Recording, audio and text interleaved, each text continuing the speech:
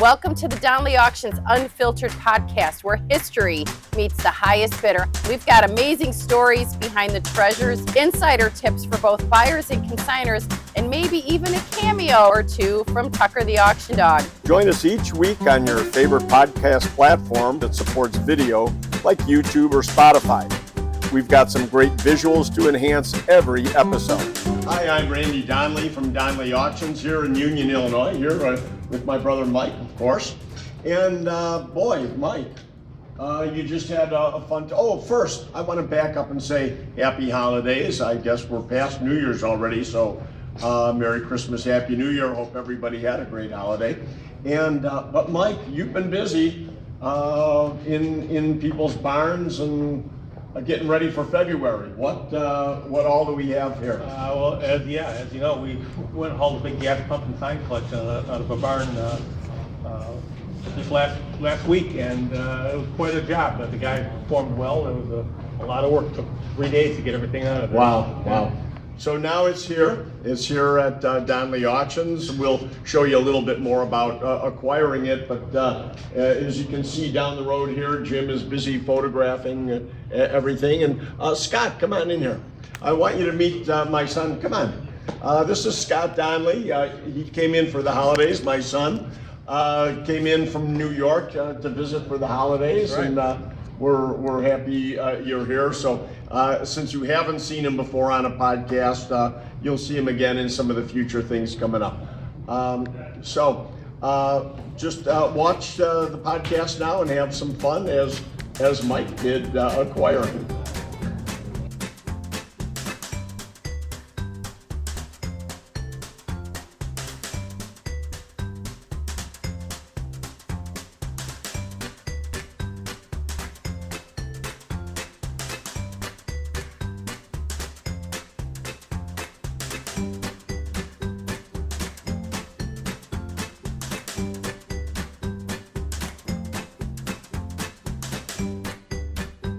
You know, this is the fun part of our job here. You never know what you're going to walk into. Look at these guys. Aren't they magnificent? Hey, spread your wings, buddy. They are so beautiful. They really are. I know. The chickens are like, well, what about us? All right, guys, let's get the back open. Oh. Hook up and watch the birds. Come on, let's just play with turkeys. Come on in, Karen. Take a look at it.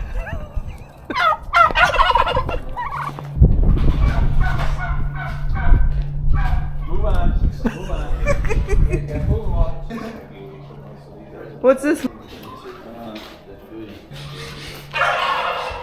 So here we are. This is a great barn find full of signs. The gentleman contacted us several weeks ago and about sending his collection to auction. So here we are to pick it up, and there's some really cool stuff here hanging around here. There's some really great signs here. You already met the turkeys out there. Look at them out there. They're go help Tim unload the truck. We got to get off of there. What all do you want in, Tim? Okay. We're going to be taking signs, the neon signs. We're going to be taking cars. We're going to be taking gas pumps. I don't know whether we're going to get it all out in one day, but we got a lot of work here to do today. So even this Mercury is going to be going. Isn't this a beauty? And then there's stuff upstairs too. Okay, guys. Here's what we're going to do. Let's start on this side because we've got bigger signs and everything. We're gonna get some flat signs first. All right. So I don't want to take the big Sinclair sign yet. I want flat signs, so we get a pad sign, or a couple signs laying next to each other, pad on top, and stack them up. I'm gonna get 20 or 30 signs real quick, so I can run them back so they can start. So okay. I got to mark down what you're taking, what's going out the door here. So Tim, you want to direct these guys as to what's going? So we have, we'll take, I'm going to take this guy out, right? We'll take this guy, we'll get all these off the wall. Got a Phillips screwdriver, start taking these out. Eat chicken dinner candy, 5 cents over there. I like that sign. Or hot? No, eat. Eat chicken dinner candy. What does chicken dinner candy taste like? Have you ever had chicken dinner candy? They're little sticks of candy. I'll have to get you some. They're real? Oh, yeah. Oh. They still make it. Chicken dinner candy. See, a lot of this stuff, these things were made during the Depression when people didn't have money, and that's why some of the candy bars, it was meal replacement candy bars is what it was. Oh, wow. So you couldn't afford a meal, you could have something for lunch. It would tide you over. That's why the candy payday, that got you through the payday, that candy bar, because you didn't have money for food. So that's what a lot of the candies got their names during the Depression. That's what they were. They were actual meals. Wow. The chicken dinner candy bar was a huge deal back in the 1920s. It was made by the Sperry Candy Company, and get this, it didn't even have any chicken in it. It was basically nuts and chocolate. But the name and the marketing were pure genius. It became a symbol of a hearty, satisfying meal during tough economic times. They even had these crazy trucks shaped like chickens driving all over the country promoting it. Sadly, the chicken dinner candy bar went extinct in the 60s. But this sign, it's a survivor. And it's a reminder that sometimes the most unexpected things can turn out to be the most valuable. So keep your eyes peeled for hidden treasures like this one. You never know what you might find. And if you've got any cool vintage items you're thinking of selling, Donley Auctions is the place to be. We're the auctioneers of antiques, collectors of cool, and veterans of vintage. Don't forget to like and subscribe for more amazing finds and auction adventures. Who needs guard dogs when you got turkeys? Very true. Very, very true. They're pretty scary. Like dogs. If you didn't know it was a turkey, you'd think there was a dog. Okay, so this one over here, get Tim, our big guys know what to do in the load. How you want them on there? What's that? You guys know how you want them on there? Yeah. You want big stuff out yet? Okay, let's put on this mobile sign here. We're going to stand that straight up. I might take you guys to pick that up and show you.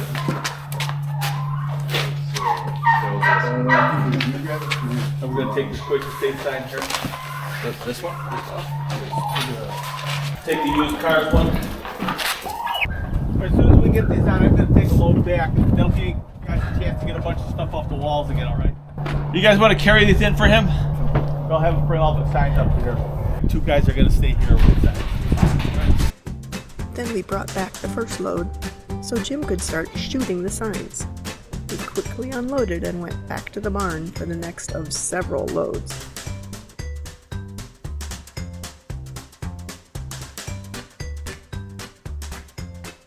Another new addition to February's auction is this wonderful Shelby Mustang. And again, I'm here with Scott Donley, by the way. The interesting thing about this particular car, this came locally here out of Illinois, and the owner of this car will be selling it with a second Shelby, which you don't see yet, but we'll have photos of it. It's all in parts. The car's completely taken apart. So we have one restored Shelby, one unrestored Shelby, but the beauty of the 2 of these cars is that they're one VIN number apart. So I don't know which is the earlier VIN number. I think it's this one, and the other one is the following. But at some point, these cars saw each other before on the assembly line. And so Scott, I mean, I was showing you the Model A's earlier, and you weren't so hot about a Model A Ford. No, I did get a few pictures in there. But at your age, what do you think about the Shelby? Is this something that we could interest you in for, you want to take this for a test ride? Well, growing up, I always wanted to drive one, but I don't think I'd stop till I get back to New York if I got behind the wheel here. So Scott may be buying this and taking it with him to New York, but here's your chance. Again, Shelby Mustang, 2 of them. Going to sell 2 of them as one lot here in February. You saw this little Shelby already. We'll talk about that more in future podcasts. We're taking this badass GT500 up to the shoot station right now. It's going to go through this maze of stuff very carefully. Check it out.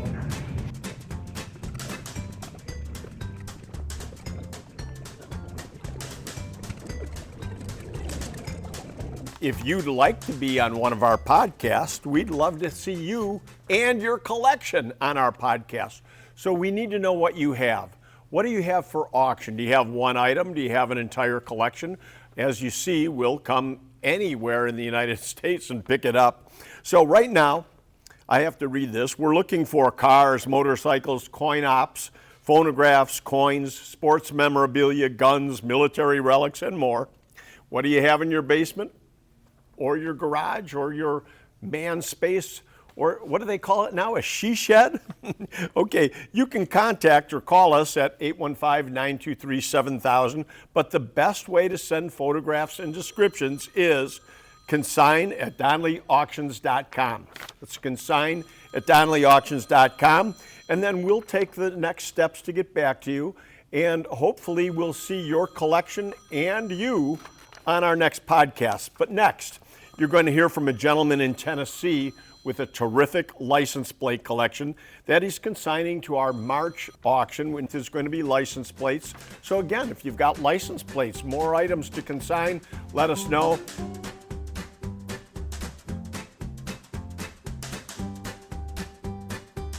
Hey there, I'm Bob Girolamo. I live in Bartlett, Tennessee.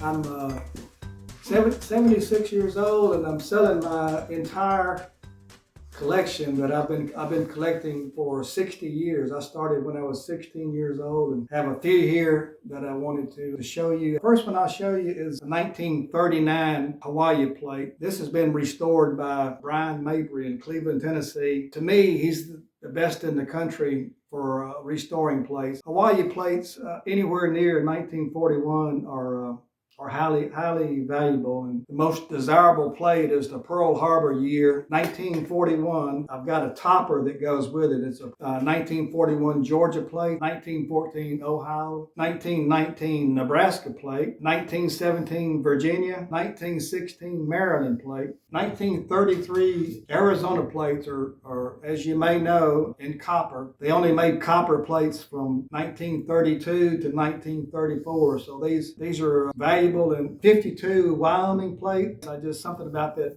Bronco that I like. I had a lot of Wyoming plates.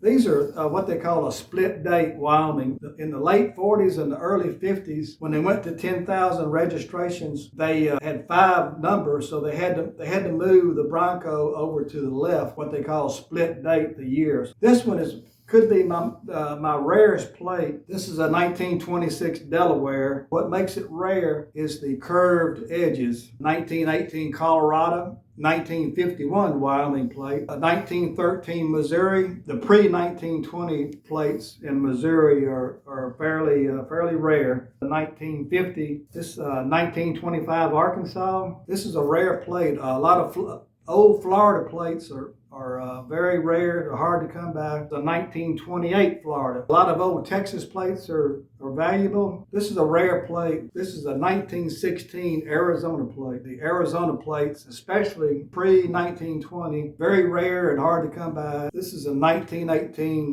New Jersey, 1929 Arizona. I have a lot of Tennessee plates. I'm from Tennessee. It's 1933. Another Tennessee plate. This is 1932. I've got a lot of the Tennessee plates. They're in the shape of the state. When I first started out 60 years ago, I could buy those for $10 a piece. They're worth maybe $150 now. The state-shaped Tennessee plates ran from 1936 through 56. In 1957, the government came out and said, no more weird-shaped plates. They all have to be a rectangle, like 6 by 12s. And I've noticed just in the last few years that it seems like inflation has hit the value of these license plates. And a plate that I bought 5 years ago for $100, it may be $150 today. I've got plates from just about every state in America, and I have 519 plates. Over 100 are pre-1920. In my garage, I would keep all the plates that were pre-1920 on a certain space in the wall. All the plates after 1920, I would put anywhere in my garage. My license plates were like wallpaper in my garage. I ran out of wall space in my garage. Due to my health, I need to go in and I hate to do it. It almost makes me cry because I spent so much time and money collecting this collection, which I think is one of the best that you'll ever see. And it hurts me to let it go. I feel like I'd rather handle it myself instead of leaving it to my wife to try to sell. She wouldn't know where to start to know how to sell these plates. So what attracted you to license plates to begin with? You know, I've always liked cars. I even raced cars. I think it just started from my fascination with cars. I've always been a car nut. For the last maybe 15 years, I have really expanded my collection and spent hours on too many hours on the internet researching plates and bidding on plates. I finally modified my collection to I think it's very high quality. What year did you join ELPCA? I joined them 5 years ago. I enjoy the magazines. Every couple of months they put out a real nice magazine, and they have a list of all their conventions and local plate sales from all over the country. They do a big service to all collectors. There's a world of information available through that organization. You can look up people who restore plates, and you can find out about the history of plates, what makes some plates more valuable than others. It's just a great source of information for license plate collectors. Any words of wisdom to young guys just starting out collecting plates that you want to share? Yeah, if I was starting out, I would look to those northeastern states that would have a big selection. There was a lot of population in those states, so there was a lot of plates on the market. Most of them are very reasonable price. If you were to look for a plate of the same age in a place like Wyoming or Louisiana or Florida, they would be much more expensive. You got to be careful and do your research. Well, Bob, thank you for sharing all this information with us and taking the time, and we look forward to your auction of your plates, and we think we're going to do real well. Thank you very much, Mike. Appreciate it.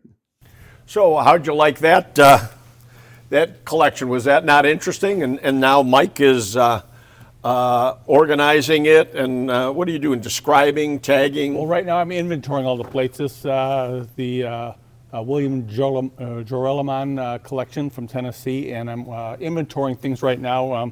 Here's a couple. This is a New Jersey 1913 porcelain, and there's a Vermont 1914 porcelain. So I have to inventory these in before they go to description and photography. So we're just cataloging everything right now. Okay, I want to stop over and see Ryan at his desk. What are you working on, Ryan? Just some vintage advertising signs. I wanted to remind everybody that that we just were able to acquire for Ryan's charity. Give us the name again. The Thomas J. Boyle Memorial Foundation. Okay, the big oil painting from the Medina Temple. And what we haven't done so far is say, if you wanted to buy that painting today before an auction, it is available. Years ago, the temple had an appraisal done on this painting way back then for $50,000. And frankly, I think that in itself is a bargain.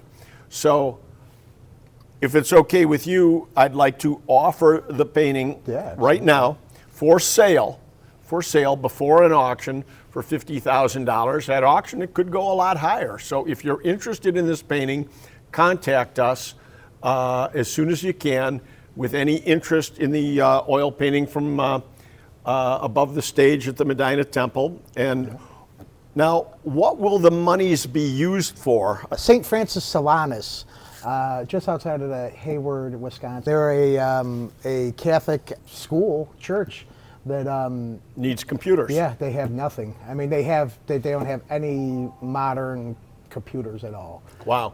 The oil painting is for sale right now for $50,000. And or if we don't sell it in the next few months, it will then become available at auction. And again, all monies go to the Boyle charity here. Call 815-923-7000. Is there a better way you'd like them to contact us? info@donleyauctions.com. Let's see what happens. It'll be interesting because we need to get those computers. So help us out in the spirit of Christmas and the new year. We're moving forward and onward, and hopefully into the computer world. Absolutely, absolutely. Fingers crossed. So for now, I'm Randy Donley, And I'm Mike Donley. and we'll see you at the auction. That's a wrap for this week's episode. Be sure to join us next week for more amazing stories, hidden treasure tips, and a sneak peek at some of the incredible items hitting the auction block. And remember, if you're sitting on a hidden treasure, don't let it gather dust. Email us at consign@donleyauctions.com and we'll make it fit in your wallet.